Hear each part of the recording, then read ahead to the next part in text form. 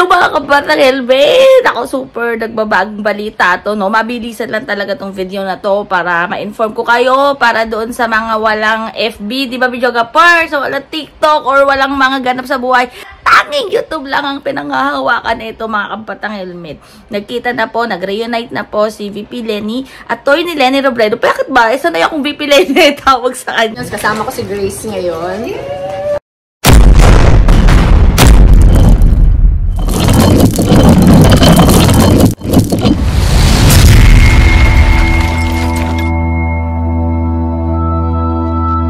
Reunited na po muli si Atty. Lenny Robredo and si former Senator Leila de Lima sa Naga. Sorry na po natin itong makasaysayang video at talagang super iba yung pakiramdam mga kabatang helmet, no? Makasaysayang pagkikita. Talagang makasaysayang pagkikita to videographer dahil Diyos for 7 years and nabibisita naman ni Atty. Lenny si Senator Leila. Pero syempre, iba yung feeling na ayan, nasa labas na, di ba? Si Sen Leila, iba yung pakiramdam. So, ito talaga super nakakilig mga kabata helmet. Tara, panoorin na natin.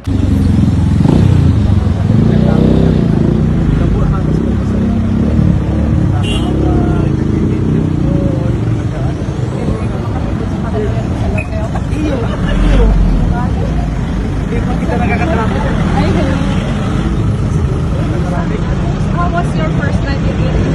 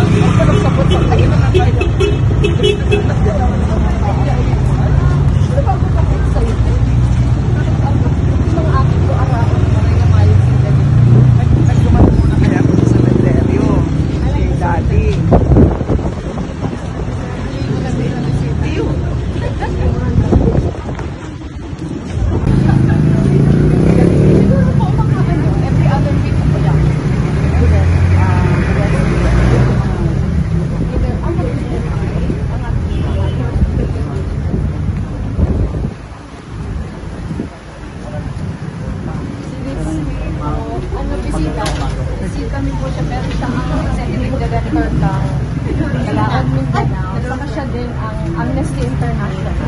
Tapos mga office po namin sa